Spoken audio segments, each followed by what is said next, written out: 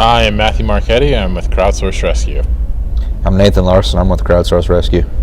We have a platform that connects civilians who need help with civilians that can give it. We started with real estate. Me and him are both entrepreneurs, and we had a real estate company in 2014 where we coded some maps for that to flip some houses. So when he emailed me, or I guess it was the messaging system that we use, he messaged me Sunday of Harvey, right? Sunday, yeah. Sunday of Harvey. And he said, hey, we should make an app that could connect people who need rescue with rescuers who have boats who are out there helping. I immediately figured, okay, well, we could just use the stuff from Nomad. That was our company's name. We could use the maps from Nomad to facilitate that. So then we whipped it up, and then, it became a thing. History. Yeah. So I was out rescuing the first day in Harvey, and was really complicated, and I got off track. All right. Good thing it's not live. I was out rescuing the first day in Harvey, and it was a bit of a mess, and we couldn't figure out, we were just starting to get outstripped. It was just a couple friends at the church, had a couple boats. Messaged Nate. It's like, hey, I think we should just make some map, really just to organize just for our church and for our neighborhood. Did that. He built it in about 6 hours. Woke up the next morning, though, and there's about 1,500 people who needed help. And then 1,500 became 5,000, which became 10,000. Luckily for us, a whole bunch of spontaneous volunteers, just people just like us, they had a boat, they had a kayak, they had whatever, started using it. They'd pull it up in the middle of Houston, see who needed help, and go grab them, and then mark them off the map. And just one by one, people did that, and helped rescue about 30,000 people. To date, we've rescued about 42,000 people in about 7 disasters.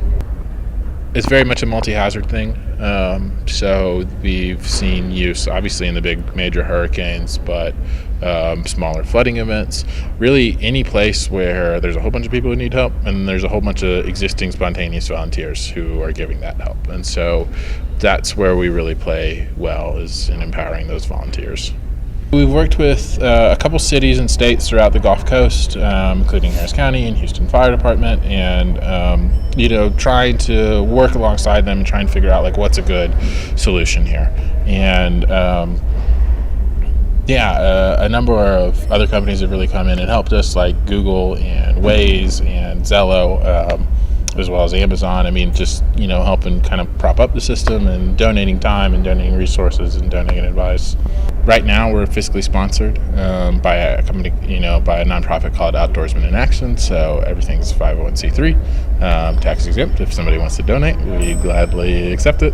We think civilian response is the future of disasters, and so we hope to be one of the cutting edge platforms on top of that. I met him at Baylor my freshman year.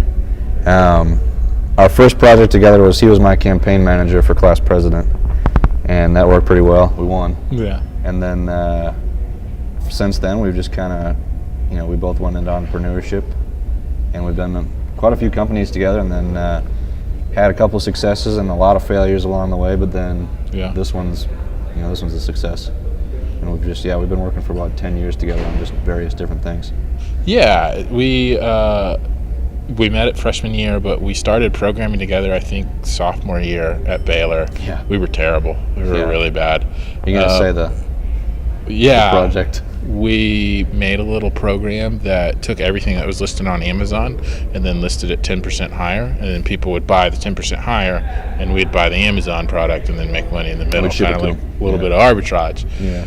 Well, except we weren't very good, and so one day, Amazon had raised their prices higher, but we were still lower, and it was a big old mess. We listed I think it was a $30 Xbox controller for $3. Yeah. And we took a $27 loss, and that was whenever we knew we needed to up our programming game. Yeah.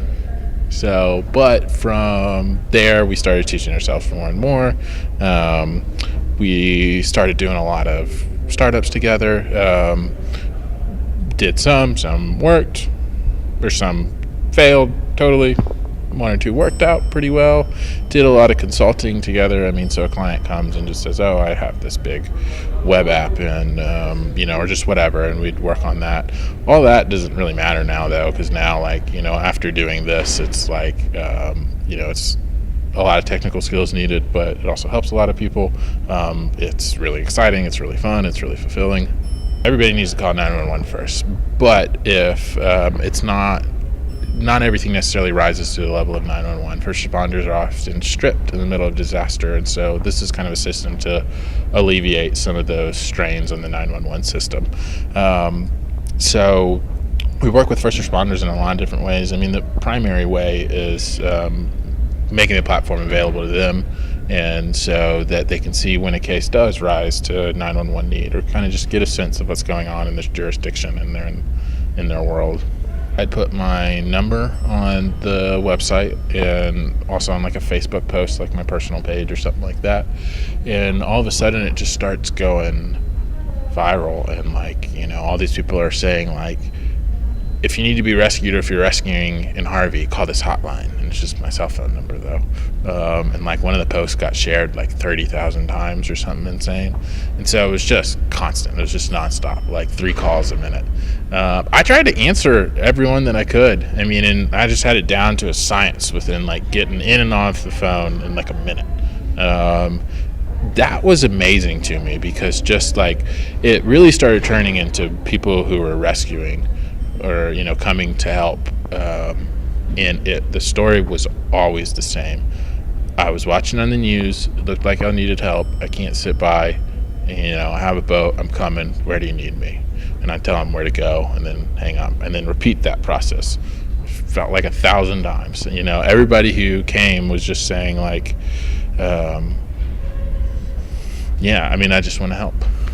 The biggest problem is it is impossible to coordinate during a disaster. I mean, if those relationships aren't already set up, it's just not going to happen because state agencies are getting slammed, we're getting slammed. It's impossible to start making some of those partnerships. So just having a relationship, any relationship, even if it's just, hi, hello, my name's Matthew, what's your name? And just sort of kind of knowing what we're up to and trying to work in that realm. I mean, because it is absolutely critical to have first responder and emergency management involvement. Connect at crowdsourcerescue.com or going to our website, crowdsourcerescue.com.